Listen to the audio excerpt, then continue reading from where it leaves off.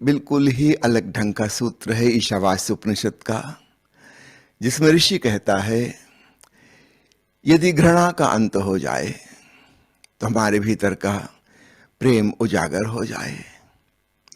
प्रेम पैदा नहीं करना है, प्रेम को पाना नहीं है, वह हमारा स्वभाव है चेतना का, किंतु ऊपर से घृणा का आवरण उसे ढाके हुए है। अगर हम सीधा सीधा प्रेम करने की कोशिश करते हैं बिना इस आवरण को हटाए तो हमारा प्रेम भी झूठ हो जाता है, अभिनय और पाखंड हो जाता है। नहीं करने की जरूरत नहीं है, इस आवरण को तोड़ने की जरूरत है। प्रकृति ने जैसा इंतजाम किया है उसको समझें। सभ्य मनुष्यों को छोड़कर जरा पशु पंक्षियों के जीवन से समझें तो ज्यादा आसान होगा, क्योंकि सब इंसान इतने ज्यादा धोखे दे रहा है, झूठ में जी रहा है कि पहचानना मुश्किल है। पहली चीज, जब बच्चे का जन्म होता है वह अत्यंत भयभीत और डरा हुआ पैदा होता है। घर के लोग तो खुशी मनाते हैं, नया मेहमान आया, लेकिन बच्चा 9-10 महीने तक माँ के गर्भ में बिल्कुल विश्राम पूर्ण था। उसकी कोई इंद्रियां काम नहीं कर रही थी, न भूख थी, न प्यास थी, न सांस लेनी है, न कुछ देखना है, न कुछ सुनना है। वह तो अनहद नाद में भीतर ही भीतर डूबा हुआ था। फिर अचानक जन्म हुआ। जन्म की प्रक्रिया बड़ी दुखदाई, कष्टपूर्ण, न केवल माँ के लिए, बच्चे के लिए भी। पहली बार सांस चलती है, घबरा जाता है, ये क्या हो रहा है। आंखें खुलती हैं, रोशनी, जरा सोचो पहली बार जिसने रोशनी देखी होगी उसकी आंखें चकाचौंध हो जाएंगी और बाहर की आवाजें ऐसे भयंकर शोर लगेंगी कि प्राण कप जाएंगे। ये क्या। फिर सांस में गंध आ रही है, ये क्या। बड़ा बेचैन परेशान हो जाता है, रोते रोते रोते घबराहट में डर से उसका जन्म होता है। लोग बाग दिख रहे हैं, हम खुश हो रहे हैं कि बच्चे का जन्म हुआ और वह घबरा रहा है कि ये कौन, ये क्या है। उसको तो कुछ भी नहीं पता। एक अनजान अज्ञात लोक में अचानक वह आ गया। 9-10 महीने से पूर्ण सुख सुविधा में था, कोई कष्ट ना था। अब कष्टों की दुनिया शुरू हुई। आंख खोलना भी उसके लिए कष्ट है, आवाज सुनना भी उसके लिए कष्ट है, हर चीज कष्ट है। अब भूख लगेगी, प्यास लगेगी, बस कष्ट ही कष्ट की शुरुआत हो गई। निश्चित रूप से भय के साथ उसका जन्म होता है। हम लोग सोचते हैं कि मृत्यु डरावनी है, जन्म उससे बहुत ज्यादा डरावना है, बहुत ज्यादा। अधिकांश लोगों के लिए मृत्यु तो एक प्रकार का विश्राम है। जिंदगी भर में थक गए, ऊब गए, कितने लोग तो सुसाइड ही कर लेते हैं, इतने परेशान हो गए। बाकी लोग धीरे धीरे इंतजार करते हैं। अक्सर वृद्ध लोग कहने लगते हैं प्रभु अब उठा ले, बहुत हो गया, अब नहीं झेल सकते। शायद मृत्यु विश्रामपूर्ण लगे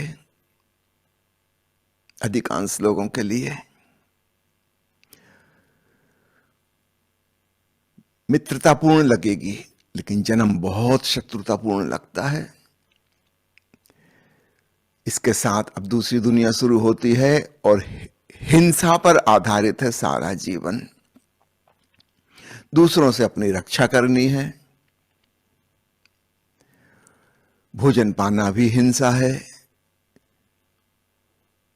जानवरों में देखिए, मनुष्य सब हो गया है, हमें समझना मुश्किल होता है कि कहां है हिंसा। बिना हिंसा के सांस भी नहीं चल सकती, बिना हिंसा के भोजन नहीं हो सकता। किसी के प्राण जाते हैं तो किसी को प्राण मिलते हैं। कोई मरता है तब जाके कोई जीता है। अब वो जानवर मरे कि पेड़ पौधे मरे, कहीं कुछ नष्ट होगा तो हमें जीवन मिलता है। पूरा जीवन हिंसा पर आधारित है। डार्विन कहता है सर्वाइवल ऑफ द फिटेस्ट। जो सर्वाधिक शक्तिशाली है, जो ज्यादा हिंसक है, वह बच जाएगा। जो कम हिंसक है वह मारा जाएगा। कहावत है ना, बड़ी मछली छोटी मछली को खा जाती है। ऊपर ऊपर से देखने में हम सब और सुसंस्कृत हो गए, लेकिन कोई खास परिवर्तन नहीं हुआ। बस ऊपर ऊपर से हम दिखावा कर रहे हैं प्रेम का, सेवा का, भाईचारे का, और इसलिए थोड़े थोड़े दिनों बाद अचानक बड़ी हिंसा की घटनाएं घट जाती हैं, युद्ध हो जाते हैं। कहीं ना कहीं दुनिया में युद्ध चलता ही रहता है, करोड़ों करोड़ों लोग मारे जाते हैं। वो तो बड़े तल पर है, और छोटे तल पे तो लगातार चल रहा है। हम सांस भी ले रहे हैं, हर सांस में लाखों कीटाणु नष्ट हो रहे हैं। हम दवाई भी खा रहे हैं, एंटीबायोटिक खाया, अरबों खरबों कीटाणुओं को नष्ट किया जाएगा, तब जाके हम जिंदा बच पाएंगे, वरना वो कीटाणु हमको खा जाएंगे। पूरा जीवन ऐसा ही है, कोई किसी को खा रहा है। जीव ही जीव का भोजन है। मैंने सुना है एक ईसाई मिशनरी धर्म प्रचार के लिए अफ्रीका के एक जंगल में गया, जहां नरभक्षी रहा करते थे। पहली बार ही कोई पादरी ने हिम्मत की थी उस इलाके में जाने की। ये पहुंच तो गया, आदिवासी बड़े प्रसन्न हुए देख के कि भोजन आ गया। उन्होंने उसको पकड़ के बांध दिया, वो उपदेश देने लगा, पर उनको किसी को अंग्रेजी आती ही नहीं थी। वे तो एकदम खुशी मना रहे थे, जैसे किसी रेस्टोरेंट में आप जाके इडली डोसा देखकर या पिज्जा देखकर खुश हो जाते हैं। वे भी प्रसन्न हो गए। बहुत दिनों बाद कोई सफेद चमड़ी वाला आया था, उसको बांध दिया रस्सी से एक पेड़ में, और वो लकड़ियां काट के जलाने का इंतजाम करने लगे कि भून के खाएंगे। वो पादरी समझ गया ये लोग मारेंगे मुझे। काफी उसने समझाने की कोशिश की, मगर वो कोई समझते नहीं थे अंग्रेजी। वो तो नाचने गाने लगे, ढोल बजाने लगे, और हथियार ले आए काटने के लिए उसको। और तभी उन्होंने देखा कि एक व्यक्ति आ रहा है, शायद वो उस कबीले का सरदार था, युवा ही था, पैंट शर्ट पहने था। उसको देखकर पादरी को हिम्मत पड़ी कि शायद ये मेरी रक्षा कर ले। समझ गया देख के कि सब लोग उसको नमस्कार कर रहे हैं कि ये इनका सरदार है, हेड है।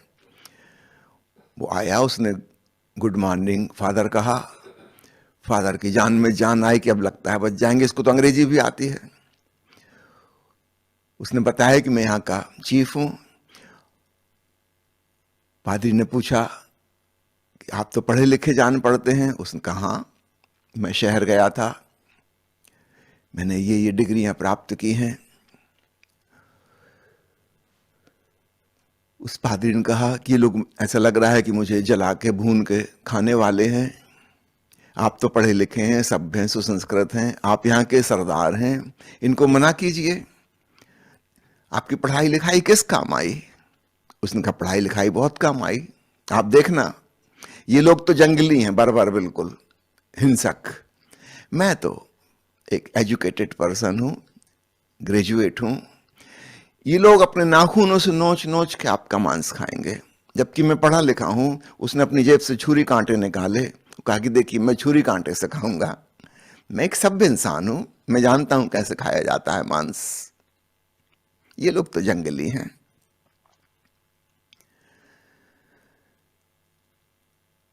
हमारी सभ्यता बस ऐसी ही है, इससे ज्यादा नहीं।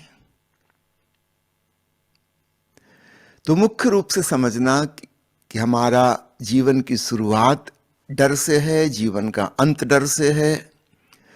जब जन्म मृत्यु दोनों भय से भरे हुए हैं, बीच में जो है वो इसी का दूसरा रूप होगा, कम या ज्यादा भय।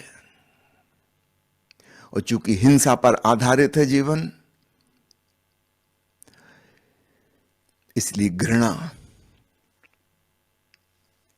इसकी बुनियाद है।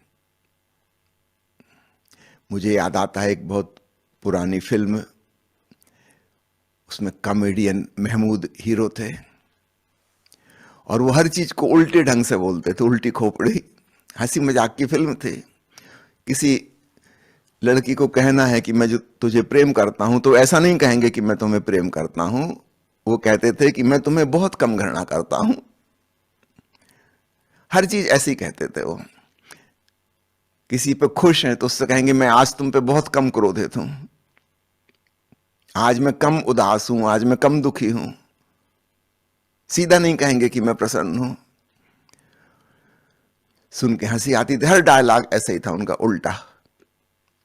मैं तुम्हें कम घृणा करता हूं, मैं तुम्हें सबसे कम घृणा करता हूं, मतलब बहुत ज्यादा प्रेम करता हूं। गौर से देखना, हम जिसे प्रेम कहते हैं, क्या वो कुछ ऐसा ही नहीं? ये डायलॉग जिसने लिखे उस फिल्म के बड़ा समझदार व्यक्ति रहा होगा। हम अन्य लोगों को बहुत ज्यादा घृणा करते हैं, कुछ लोगों को हम कम करते हैं, जो हमें सुरक्षा प्रदान कर रहे हैं, हम उसी को प्रेम समझ लेते हैं। इस भयभीत दुनिया में जो भी हमें लगता है कि हमारी रक्षा कर रहा है, उससे हमारी घृणा कम हो जाती है, लेकिन हम उसी को प्रेम कहने लगते हैं। और इसलिए हमारे प्रेम को घृणा बनने में देर नहीं लगती, कभी भी बन सकता है। एक शब्द कुछ कह दिया और बात खत्म, सालों साल का संबंध नष्ट हो सकता है। अगर वो वास्तव में प्रेम था तब तो कभी घृणा में चेंज नहीं हो सकता था। लोहा कहीं सोना बनता है? सोना था ही नहीं, सब चेंज हो गया। एक दो शब्द, एक दो विचार, जरा सा मतभेद और सारा खेल खत्म। कम घृणा ज्यादा घृणा में बदल गई। याद रखना, सोना लोहे में नहीं बदला है। कम घृणा थी, पहले भी घृणा ही थी, अब थोड़ी ज्यादा हो गई। फिर वो व्यक्ति क्षमा मांग ले, फिर घृणा कम हो सकती है, पर बुनियाद घृणा ही है। दोनों छोरों पर भय और बीच में घृणा का फैलाव, हिंसा का फैलाव। कई लोग मेरे पास आते हैं, उन्होंने मिलजुल कर कुछ व्यापार शुरू किया, फिर धोखाधड़ी आपस में करने लगे और सब टूट फूट हो गई, पार्टनरशिप खत्म हो गई। अब कोर्ट कचहरी के चक्कर लगा रहे हैं, झगड़े हो गए काफी। फिर वो कहते हैं ऐसा क्यों हुआ? भाई ऐसा इसलिए हुआ कि इस व्यापार की शुरुआत ही खूब लोभी लालची लोगों ने की थी। अकेले अकेले जो नहीं कर पा रहे थे, वो चार मित्रों ने मिलकर की थी। सभी लोभी, सभी लालची।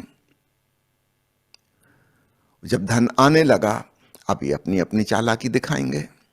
जो ज्यादा चालाक है वो पहले कर देगा, बाकी के लोग कहेंगे इसने हमको धोखा दे दिया। अगर वो नहीं देता तो ये उसको देते धोखा। ये संस्था ही धोखेबाजों की बनी थी।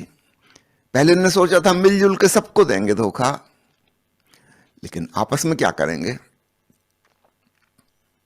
आपस में भी धोखाधड़ी करेंगे।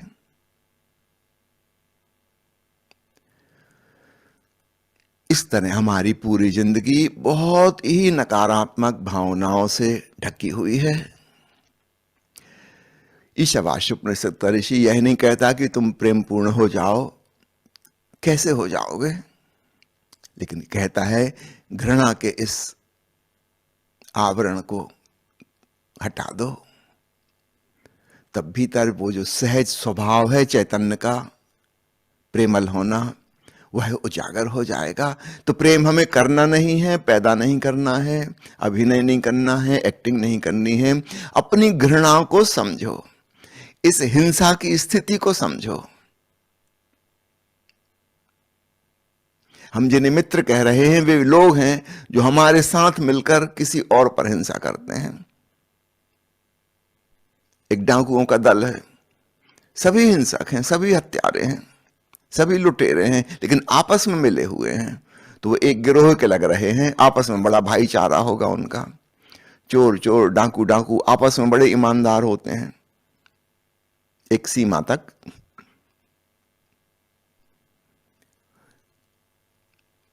सेनाएं लड़ रही हैं दो देशों की, वो जो एक देश के सैनिक हैं उनका आपस में बड़ा भाईचारा नजर आ रहा है, पर यह भाईचारा उस दुश्मन की खिलाफत में है। याद रखना, बुनियाद घृणा है। लेकिन हमारे साथ मिलजुल के जो घृणा कर रहे हैं सब किसी एक कॉमन एनिमी को, उभय शत्रु को, तो हमको आपस में लगता है कि हम तो एक हैं। हिटलर ने अपनी आत्मकथा में लिखा है, अगर देश को एक करना हो, संगठित करना हो, तो किसी वास्तविक या काल्पनिक शत्रु के प्रति दहशत पैदा कर दो, डरा दो, ये सब एक हो जाएंगे, अन्यथा कोई एक नहीं है। लेकिन अगर हम बता दें कि एक बहुत बड़ा शत्रु है, उसका खतरा है, फिर ये सारे लोग एक हो जाएंगे, सब आपसी भेदभाव भूल जाएंगे। याद रखना, सिर्फ भूल गए हैं, खत्म नहीं हो गए हैं। यदि वो कॉमन एनिमी खत्म हुआ, तब सारे भेदभाव उभर के प्रकट हो जाएंगे। अब खतरा खत्म हो गया, अभी आपस में एक दूसरे के प्रति खतरनाक हो जाएंगे। हम जिसको एकता कहते हैं, वो सब एकता इसी प्रकार की है, चाहे वो देश के तल पर हो, जाति के तल पर हो, परिवार में हो, समाज में हो, धर्मों के बीच हो, सब दुश्मनी पर आधारित एकता है। एक बड़ा शत्रु सामने है, तो जो हमारे संग हैं, ये वही लोग हैं जो सब उसको शत्रु की भांति देख रहे हैं। हमको लग रहा है हमारा बड़ा संग साथ है, हम दोस्त हैं। जिस दिन वो शत्रु खत्म हो जाएगा, हमारी दोस्ती भी खत्म हो जाएगी। जगह जगह मतभेद और शत्रुता पैदा हो जाएगी, हम टूट फूट जाएंगे, खंड खंड हो जाएंगे, एक दूसरे का विरोध करने लगेंगे। हम हैं विरोधी, हम सब मिलके पहले इकट्ठा किसी और का विरोध कर रहे थे, अब वो खत्म हो गया। अब हम आपस में एक दूसरे का विरोध करेंगे। इस बात को यद्यपि बड़ी कड़वी है, गुटकते नहीं बनती, हजम नहीं होती, लेकिन जरा गौर से देखना, जो सच है तो है। तो हमारे व्यक्तिगत संबंध, हमारा परिवार, हमारा समाज, फिर उससे बड़ा हमारा देश, सभ्यता, संस्कृति, संप्रदाय, धर्म, गुरु शिष्यों के संगठन, भांति भांति के राजनीतिक, आर्थिक, व्यापारिक संगठन, और फिर देश और पूरा विश्व, इन सब की बुनियाद यही है।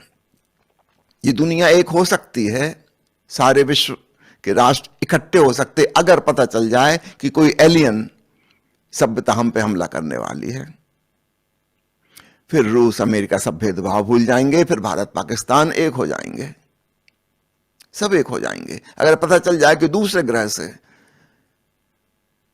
कोई बम्बार्डिंग होने वाली है, फिर हम अपने आपसी भेदभाव सब भूल जाएंगे।